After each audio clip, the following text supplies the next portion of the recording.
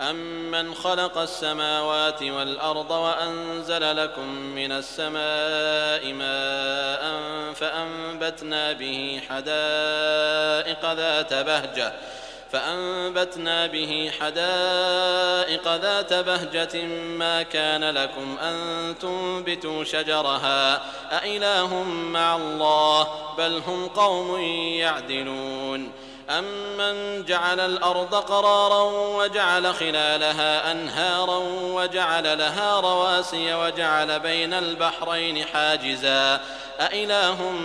مَّعَ اللَّهِ ۚ بَلْ أَكْثَرُهُمْ لَا يَعْلَمُونَ أَمَّن يُجِيبُ الْمُضْطَرَّ إِذَا دَعَاهُ وَيَكْشِفُ السُّوءَ وَيَجْعَلُكُمْ خُلَفَاءَ الْأَرْضِ أَإِلَٰهٌ مَّعَ اللَّهِ ۚ قَلِيلًا مَّا تَذَكَّرُونَ أَمَّن يَهْدِيكُمْ فِي ظُلُمَاتِ الْبَرِّ وَالْبَحْرِ وَمَن يُرْسِلُ الرِّيَاحَ بُشْرًا بَيْنَ يَدَيْ رَحْمَتِهِ أَإِلَٰهٌ مَّعَ اللَّهِ ۚ تَعَالَى اللَّهُ عَمَّا يُشْرِكُونَ أَمَّن يَبْدَأُ الْخَلْقَ ثُمَّ يُعِيدُهُ وَمَن يَرْزُقُكُم مِّنَ السَّمَاءِ وَالْأَرْضِ أَإِلَٰهٌ مَّعَ اللَّهِ ۚ قُلْ هَاتُوا بُرْهَانَكُمْ إِن كُنتُمْ صَادِقِينَ قُل لَّا يَعْلَمُ مَن فِي السَّمَاوَاتِ وَالْأَرْضِ الْغَيْبَ إِلَّا اللَّهُ وَمَا يَشْعُرُونَ أَيَّانَ يُبْعَثُونَ بَلِ ادَّارَكَ عِلْمُهُمْ فِي الْآخِرَةِ بَلْ هُمْ في شَكٍّ مِّنْهَا بَلْ هُم مِّنْهَا عَمُونَ وَقَالَ الَّذِينَ كَفَرُوا أَإِذَا كُنَّا تُرَابًا وَآبَاؤُنَا أَإِنَّا لَمُخْرَجُونَ لَقَدْ وُعِدْنَا هَٰذَا نَحْنُ وَآبَاؤُنَا مِن قَبْلُ إِنْ هَٰذَا إِلَّا أَسَاطِيرُ الْأَوَّلِينَ قُلْ سِيرُوا فِي الْأَرْضِ فَانظُرُوا كَيْفَ كَانَ عَاقِبَةُ الْمُجْرِمِينَ وَلَا تَحْزَنْ عَلَيْهِمْ وَلَا تَكُن فِي ضَيْقٍ مِّمَّا يَمْكُرُونَ وَيَقُولُونَ مَتَىٰ هَٰذَا الْوَعْدُ إِن كُنتُمْ صَادِقِينَ قُلْ عَسَىٰ أَن يَكُونَ رَدِفَ لَكُم بَعْضُ الَّذِي تَسْتَعْجِلُونَ وَإِنَّ رَبَّكَ لَذُو فَضْلٍ عَلَى النَّاسِ وَلَٰكِنَّ أَكْثَرَهُمْ لَا يَشْكُرُونَ وَإِنَّ رَبَّكَ لَيَعْلَمُ مَا تُكِنُّ صُدُورُهُمْ وَمَا يُعْلِنُونَ وَمَا مِنْ غَائِبَةٍ فِي السَّمَاءِ وَالْأَرْضِ إِلَّا فِي كِتَابٍ مُّبِينٍ إِنَّ هَٰذَا الْقُرْآنَ يَقُصُّ عَلَىٰ بَنِي إِسْرَائِيلَ أَكْثَرَ الَّذِي هُمْ فِيهِ يَخْتَلِفُونَ وَإِنَّهُ لَهُدًى وَرَحْمَةٌ لِّلْمُؤْمِنِينَ إِنَّ رَبَّكَ يَقْضِي بَيْنَهُم بِحُكْمِهِ وَهُوَ الْعَزِيزُ الْعَلِيمُ فَتَوَكَّلْ عَلَى اللَّهِ إِنَّكَ عَلَى الْحَقِّ الْمُبِينِ إِنَّكَ لَا تُسْمِعُ الْمَوْتَىٰ وَلَا تُسْمِعُ الصُّمَّ الدُّعَاءَ إِذَا وَلَّوْا مُدْبِرِينَ وَمَا أَنتَ بِهَادِ الْعُمْيِ عَن ضَلَالَتِهِمْ إِن تُسْمِعُ إِلَّا مَن يُؤْمِنُ بِآيَاتِنَا فَهُم مُّسْلِمُونَ وَإِذَا وَقَعَ الْقَوْلُ عَلَيْهِمْ أَخْرَجْنَا لَهُمْ دَابَّةً مِّنَ الْأَرْضِ تُكَلِّمُهُمْ أَنَّ النَّاسَ كَانُوا بِآيَاتِنَا لَا يُوقِنُونَ وَيَوْمَ نَحْشُرُ مِن كُلِّ أُمَّةٍ فَوْجًا مِّمَّن يُكَذِّبُ بِآيَاتِنَا فَهُمْ يُوزَعُونَ حَتَّىٰ إِذَا جَاءُوا قَالَ أَكَذَّبْتُم بِآيَاتِي وَلَمْ تُحِيطُوا بِهَا عِلْمًا أَم مَّاذَا كُنتُمْ تَعْمَلُونَ وَوَقَعَ الْقَوْلُ عَلَيْهِم بِمَا ظَلَمُوا فَهُمْ لَا يَنطِقُونَ أَلَمْ يَرَوْا أَنَّا جَعَلْنَا اللَّيْلَ لِيَسْكُنُوا فِيهِ وَالنَّهَارَ مُبْصِرًا إِنَّ فِي ذَٰلِكَ لَآيَاتٍ لِّقَوْمٍ يُؤْمِنُونَ وَيَوْمَ يُنفَخُ فِي الصُّورِ فَفَزِعَ مَن فِي السَّمَاوَاتِ وَمَن فِي الْأَرْضِ إِلَّا مَن شَاءَ اللَّهُ وَكُلٌّ أَتَوْهُ دَاخِرِينَ وَتَرَى الْجِبَالَ تَحْسَبُهَا جَامِدَةً وَهِيَ تَمُرُّ مَرَّ السَّحَابِ صُنْعَ اللَّهِ الَّذِي أَتْقَنَ كُلَّ شَيْءٍ إِنَّهُ خَبِيرٌ بِمَا تَفْعَلُونَ من جاء بالحسنة فله خير منها وهم من فزع يومئذ آمنون ومن جاء بالسيئة فكبت وجوههم في النار هل تجزون إلا ما كنتم تعملون إنما أمرت أن أعبد رب هذه البلدة الذي حرمها وله كل شيء وأمرت أن أكون من المسلمين وأن أتلو القرآن فمن اهتدى فإنما يهتدي لنفسه ومن ضل فقل إنما أنا من المنذرين وقل الحمد لله سيريكم آياته فتعرفونها وما ربك بغافل عما تعملون. بسم الله الرحمن الرحيم. طاسيم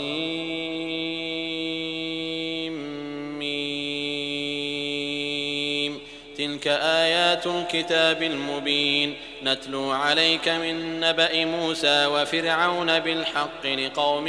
يؤمنون إن فرعون علا في الأرض وجعل أهلها شيعا يستضعف طائفة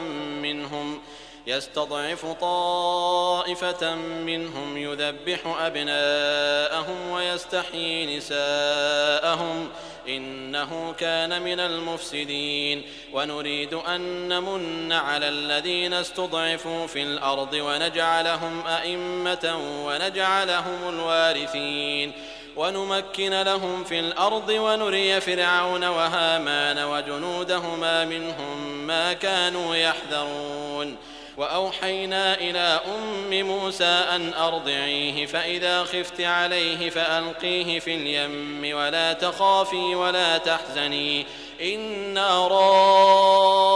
رادوه إليك وجاعلوه من المرسلين فالتقطه آل فرعون ليكون لهم عدوا وحزنا إن فرعون وهامان وجنودهما كانوا خاطئين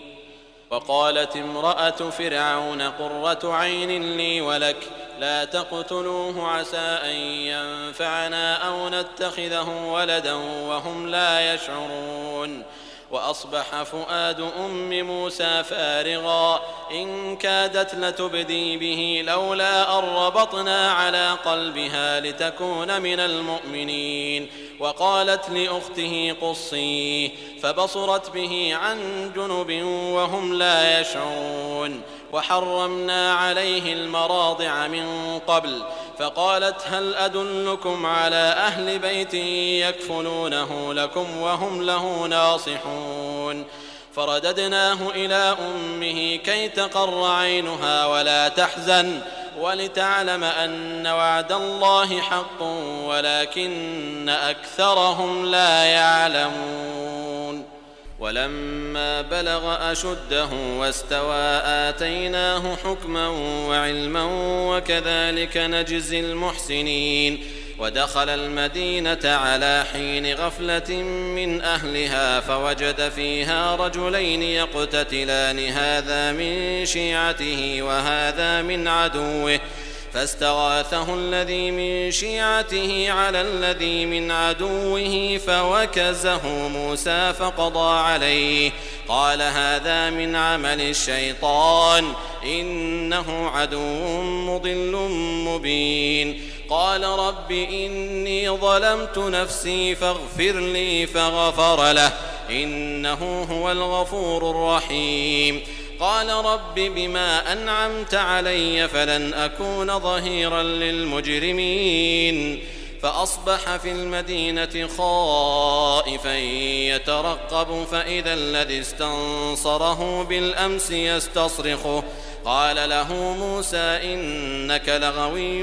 مبين فلما أن أراد أن يبطش بالذي هو عدو لهما قال يا موسى أتريد أن تقتلني كما قتلت نفسا بالأمس إن تريد إلا أن تكون جبارا في الأرض وما تريد أن تكون من المصلحين وجاء رجل من أقصى المدينة يسعى قال يا موسى إن الملأ يأتمرون بك ليقتلوك فاخرج إني لك من الناصحين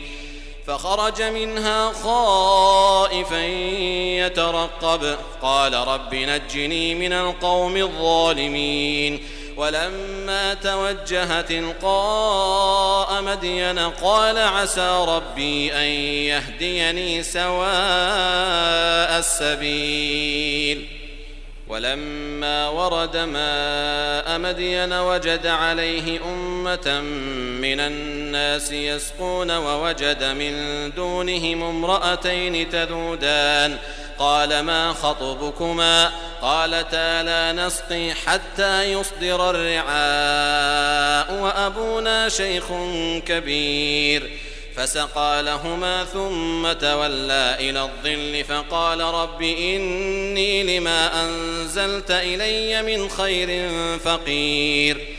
فجاءته إحداهما تمشي على استحياء قالت إن أبي يدعوك ليجزيك أجر ما سقيت لنا فلما جاءه وقص عليه القصص قال لا تخف نجوت من القوم الظالمين قالت إحداهما يا أبت استأجره إن خير من استأجرت القوي الأمين قال إني أريد أن أنكحك إحدى ابنتي هاتين على أن تأجرني 8 حجج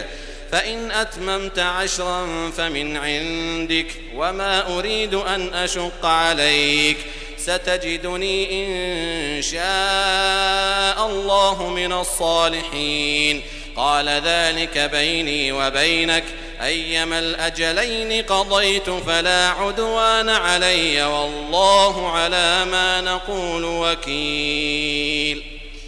فلما قضى موسى الأجل وسار بأهله آنس من جانب الطور نارا قال لأهلهم كثوا إني آنست نارا لعلي آتيكم منها بخبر أو جذوة من النار لعلكم تصطلون فلما أتاها نودي من شاطئ الوادي الأيمن في البقعة المباركة من الشجرة أن يا موسى إني أنا الله رب العالمين وأن ألق عصاك فلما رآها تهتز كأنها جان ولا مدبرا ولم يعقب يا موسى أقبل ولا تخف إنك من الآمنين أسلك يدك في جيبك تخرج بيضاء من غير سوء واضمم إليك جناحك من الرهب فذلك برهانان من ربك إلى فرعون وملئه إنهم كانوا قوما فاسقين قال رب إني قتلت منهم نفسا فأخاف أن يقتلون وأخي هارون هو أفصح مني لسانا فأرسله معي يرد أن يصدقني إني أخاف أن يكذبون قال سنشد عضدك بأخيك ونجعل لكما سلطانا فلا يصلون إليكما بآياتنا أنتما ومن اتبعكما الغالبون فلما جاءهم موسى بآياتنا بينات قالوا ما هذا إلا سحر مفترى وما سمعنا بهذا في آبائنا الأولين وقال موسى ربي أعلم بمن جاء بالهدى من عنده ومن تكون له عاقبة الدار إنه لا يفلح الظالمون وقال فرعون يا أيها الملأ ما علمت لكم من إله غيري فأوقد لي يا هامان على الطين فاجعل لي صرحا لعلي أطلع إلى إله موسى وإني لأظنه من الكاذبين واستكبر هو وجنوده في الأرض بغير الحق وظنوا أنهم إلينا لا يرجعون فأخذناه وجنوده فنبذناهم في اليم فانظر كيف كان عاقبة الظالمين وجعلناهم أئمة يدعون إلى النار ويوم القيامة لا ينصرون وأتبعناهم في هذه الدنيا لعنة ويوم القيامة هم من المقبوحين. ولقد آتينا موسى الكتاب من بعد ما أهلكنا القرون الأولى بصائر للناس وهدى ورحمة لعلهم يتذكرون وما كنت بجانب الغربي إذ قضينا إلى موسى الأمر وما كنت من الشاهدين ولكننا أنشأنا قرونا فتطاول عليهم العمر وما كنت ثاويا في أهل مدين تتلو عليهم آياتنا ولكننا كنا مرسلين وما كنت بجانب الطور إذ نادينا ولكن رحمة من ربك لتنذر قوما ما أتاهم من نذير من قبلك لعلهم يتذكرون ولولا أن تصيبهم مصيبة بما قدمت أيديهم فيقولوا ربنا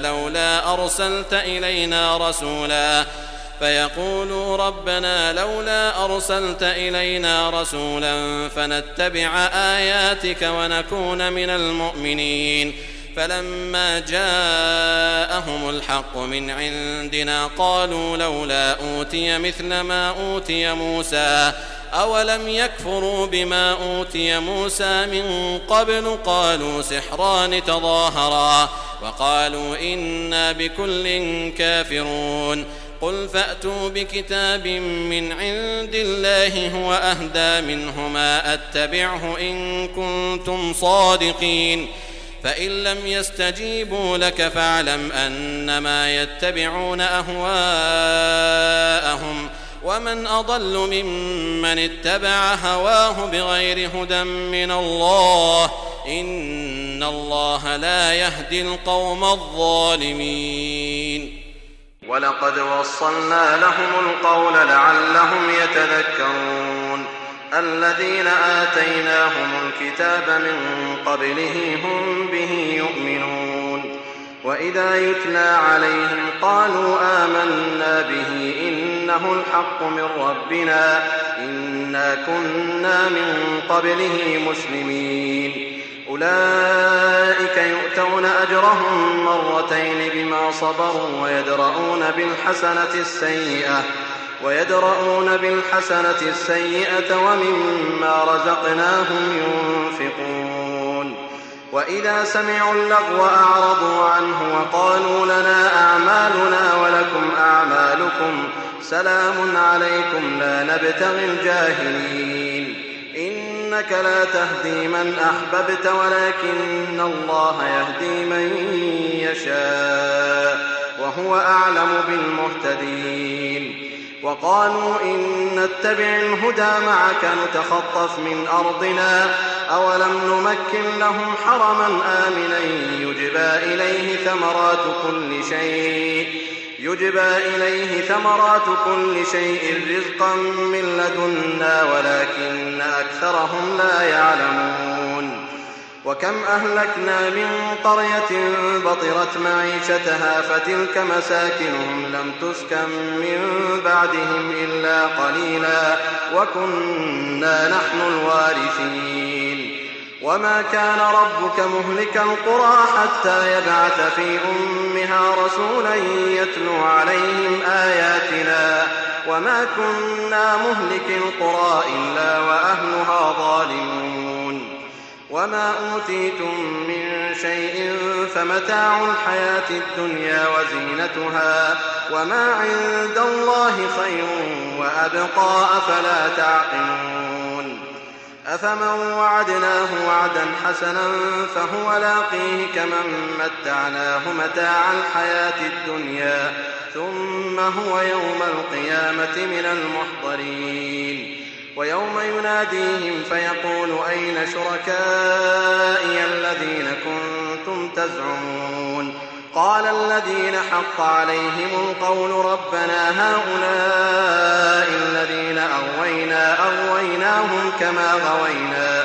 تبرأنا إليك ما كانوا إيانا يعبدون.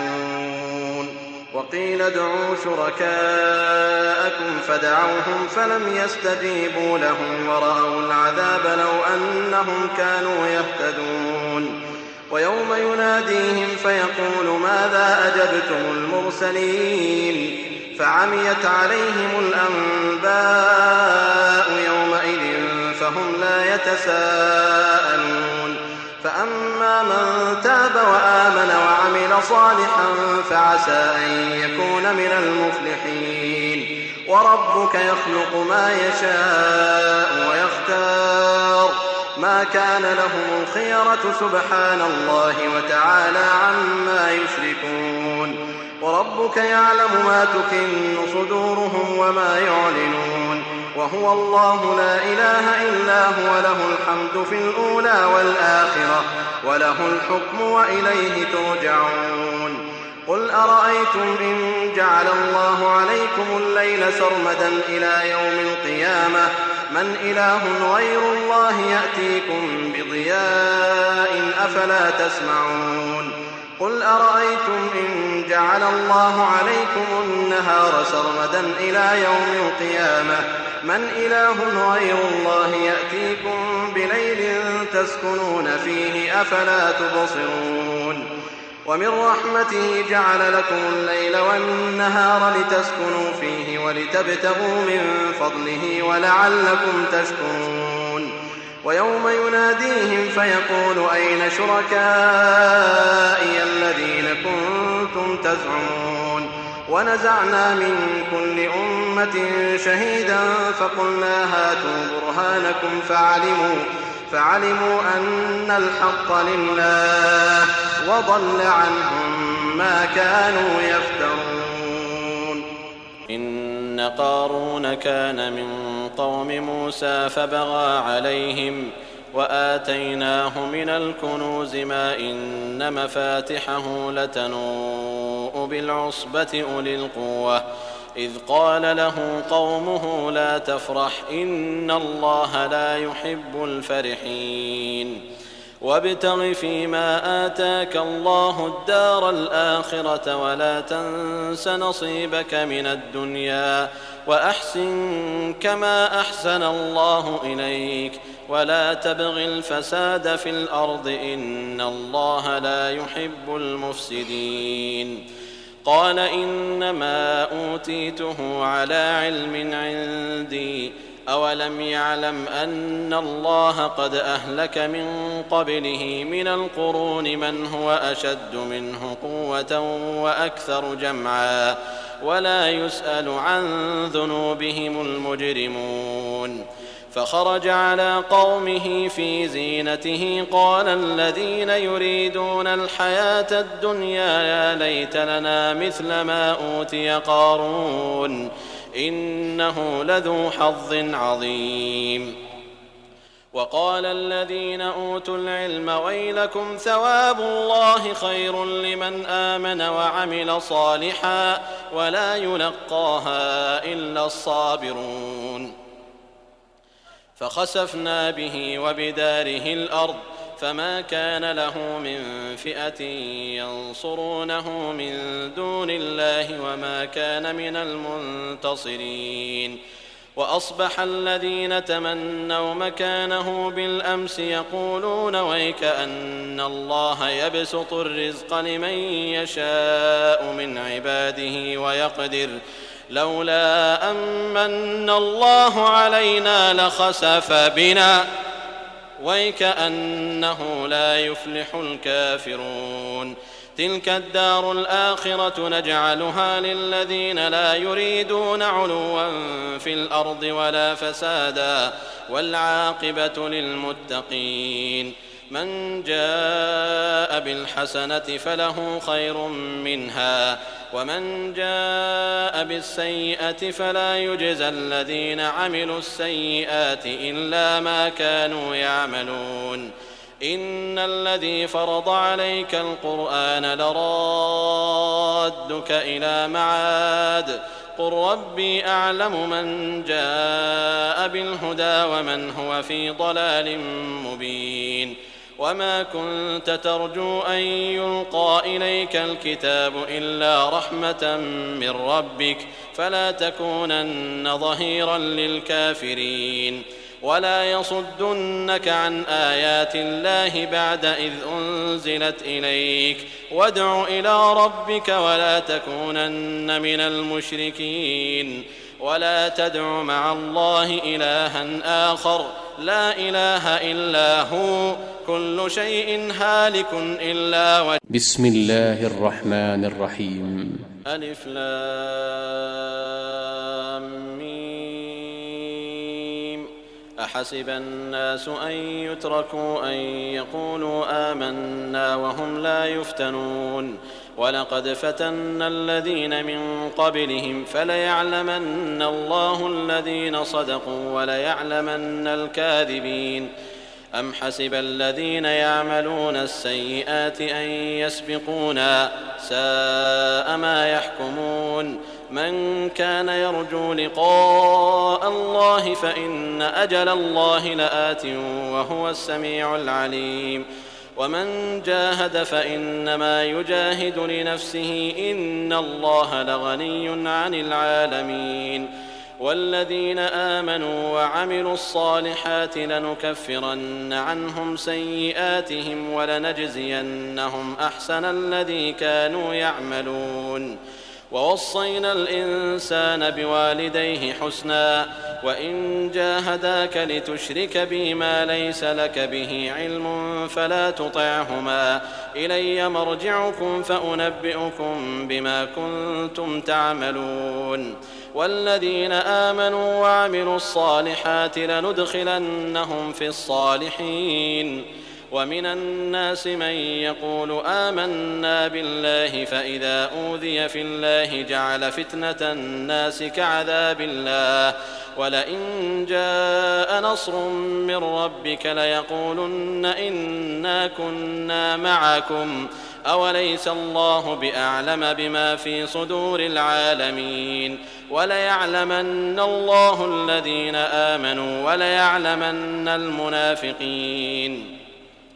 وقال الذين كفروا للذين آمنوا اتبعوا سبيلنا ولنحمل خطاياكم وما هم بحاملين من خطاياهم من شيء إنهم لكاذبون وليحملن أثقالهم وأثقالا مع أثقالهم وليسألن يوم القيامة عما كانوا يفترون ولقد أرسلنا نوحا إلى قومه فلبث فيهم 1000 سنة إلا 50 عاما فأخذهم الطوفان وهم ظالمون فأنجيناه وأصحاب السفينة وجعلناها آية للعالمين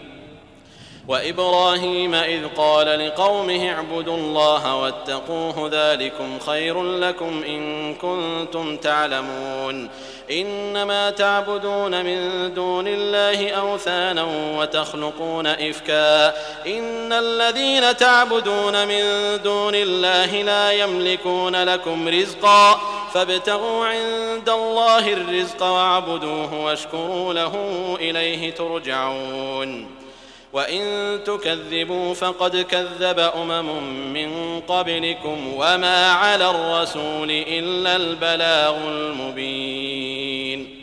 أولم يروا كيف يبدئ الله الخلق ثم يعيده إن ذلك على الله يسير قل سيروا في الأرض فانظروا كيف بدأ الخلق ثم الله ينشئ النشأة الآخرة إن الله على كل شيء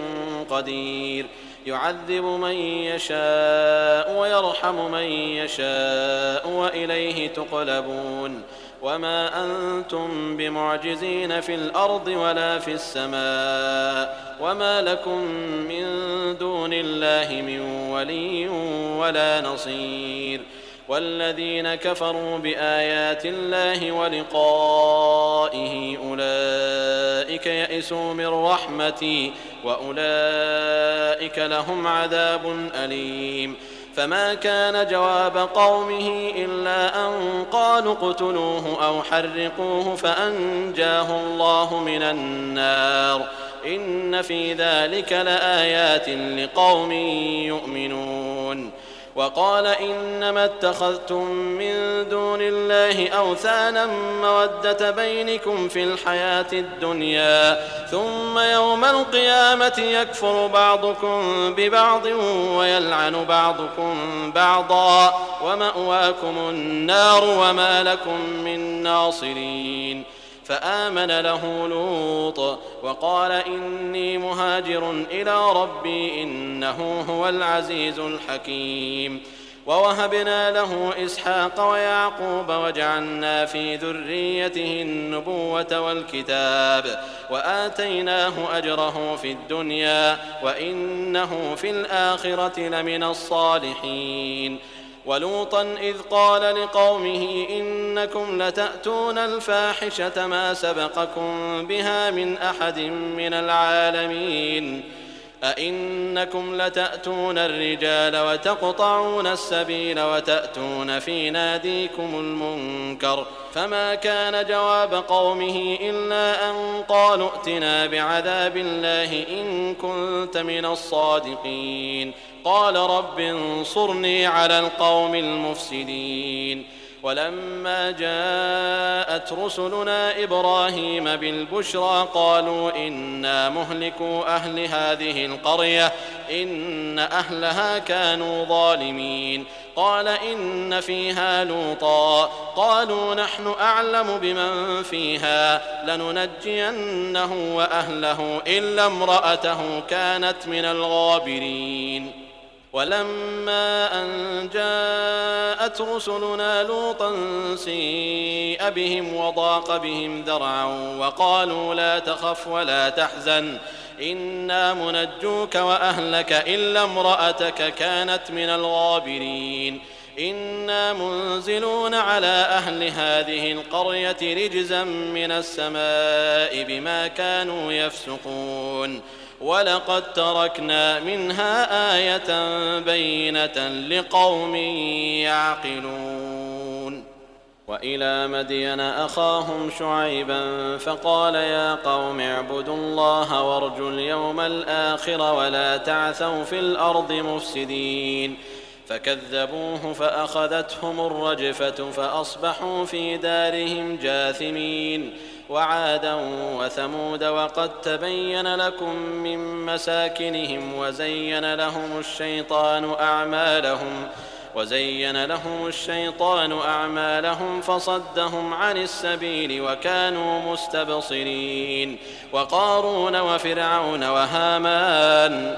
ولقد جاءهم موسى بالبينات فاستكبروا في الأرض وما كانوا سابقين فكلا أخذنا بذنبه فمنهم من أرسلنا عليه حاصبا ومنهم من أخذته الصيحة ومنهم من خسفنا به الأرض ومنهم من أغرقنا وما كان الله ليظلمهم ولكن كانوا أنفسهم يظلمون مثل الذين اتخذوا من دون الله أولياء كمثل العنكبوت اتخذت بيتا وإن أوهن البيوت لبيت العنكبوت لو كانوا يعلمون إن الله يعلم ما يدعون من دونه من شيء وهو العزيز الحكيم وتلك الأمثال نضربها للناس وما يعقلها إلا العالمون خلق الله السماوات والأرض بالحق إن في ذلك لآية للمؤمنين